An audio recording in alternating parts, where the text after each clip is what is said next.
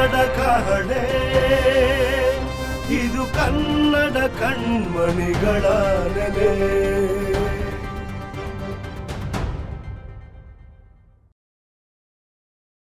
ಶಾಸ್ತ್ರೀಯ ಕನ್ನಡ.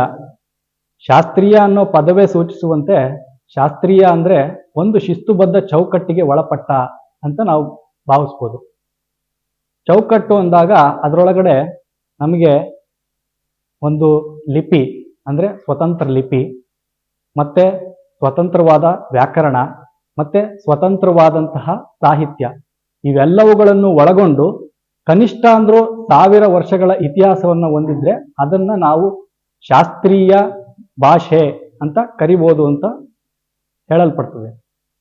ಈಗ ನೋಡಿದ್ರೆ ತಮಿಳಿಗೆ ಲಿಪಿ ಕನ್ನಡಕ್ಕಿಂತ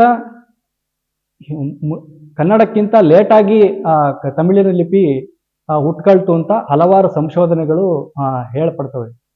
ಈ ಸಂಶೋಧನೆಗಳನ್ನ ತಮಿಳಿನ ಯಾವ ವಿದ್ವಾಂಸರು ಸಹ ಇಲ್ಲಿವರೆಗೆ ಅಲ್ಲಗಳೆದು ಅದು ತಪ್ಪಿದೆ ಅಂತ ಇದುವರೆಗೂ ಅವರು ಪ್ರೂವ್ ಮಾಡೋಕ್ಕಾಗಿಲ್ಲ. ಹಾಗಾಗಿ ತಮಿಳಿಗಿಂತಲೂ ಹಳೆಯ ಇತಿಹಾಸವನ್ನು ಹೊಂದಿರುವಂತಹ ಕನ್ನಡ ಲಿಪಿ ಇದ್ರೂ ಸಹ ಕನ್ನಡಕ್ಕೆ ಬಹಳ ತಡವಾಗಿ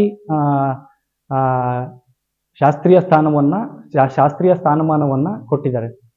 ಮತ್ತೆ ಕನ್ನಡಕ್ಕೆ ಶಾಸ್ತ್ರೀಯ ಸ್ಥಾನಮಾನವನ್ನು ಕೊಡಿಸಲಿಕ್ಕೆ ಹಲವಾರು ವಿದ್ವಾಂಸರುಗಳು ಹಲವಾರು ಶತಪ್ರಯತ್ನಗಳನ್ನು ಮಾಡಿದ್ದಾರೆ. ಅದರಲ್ಲಿ ಮೂಲಭೂತವಾಗಿ ನಾನಿಲ್ಲಿ ಸ್ಮರಿಸೋದು ಶಾ ಶೆಟ್ಟರ್ ಅವರು ಬರೆದಿರುವಂಥ ಶಂಗಂ ತಮಿಳಗಂ ಮತ್ತು ಕನ್ನಡ ನಾಡು ನುಡಿ.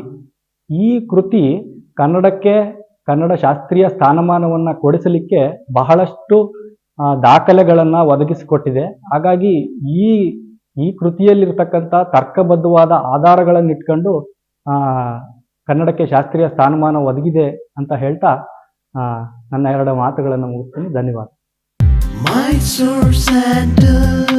ನೋಡು, ಇದೇ ನನ್ನ favourite soap. Mysore sandal confidence ಕೊಡುವ ಏಕೈಕ ಸಾಬೂನು. Mysore sandal soap. ಕನ್ನಡ ಕಹಳೆ ಇದು ಕನ್ನಡ ಕಣ್ಮಣಿಗಳ ನೆಲೆ.